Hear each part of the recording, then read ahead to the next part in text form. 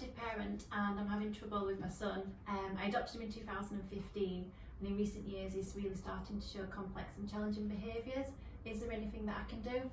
Yeah, so you could reach out to your local authority for support.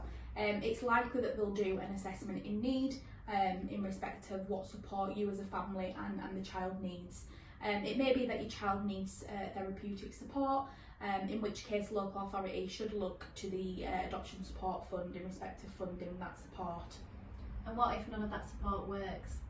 So if the local authority do not support you, you're able to go to a solicitor and seek legal advice in respect of what's called a Section 20 agreement. Okay, and what's that? So a Section 20 agreement is where the local authority have a duty to accommodate a child.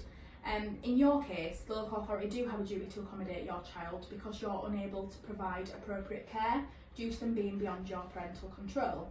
So local authority will first look to see if any family member or close friend is available to provide that care, and if not, they'll accommodate the child, either placing them under a foster placement or a residential placement.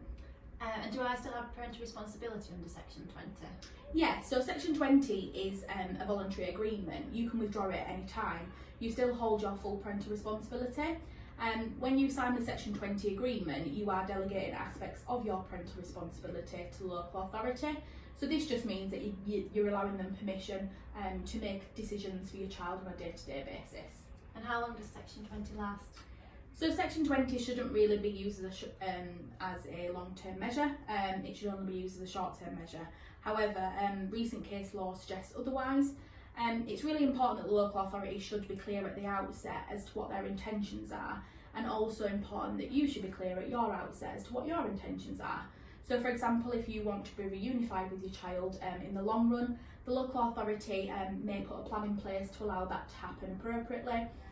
On the other hand, if you don't want your child to be returned to your care, the local authority should consider issuing care proceedings. And what are care proceedings? So care proceedings are where the local authority will apply to court to share parental responsibility with you. If a full care order is granted, they will share parental responsibility with you on a 50-50 basis. However, they will have enhanced parental responsibility, so it will allow them to make important decisions for your child. And how do I fund all of this? So in respect of a Section 20, there's no legal aid available. It would be on a privately paying basis. Here at Ridley and Hall we do fixed fee packages, so it's worth looking into that. And if care proceedings are issued, you do get full legal aid funding because you've got full parental responsibility. Okay, thank you. You're very welcome.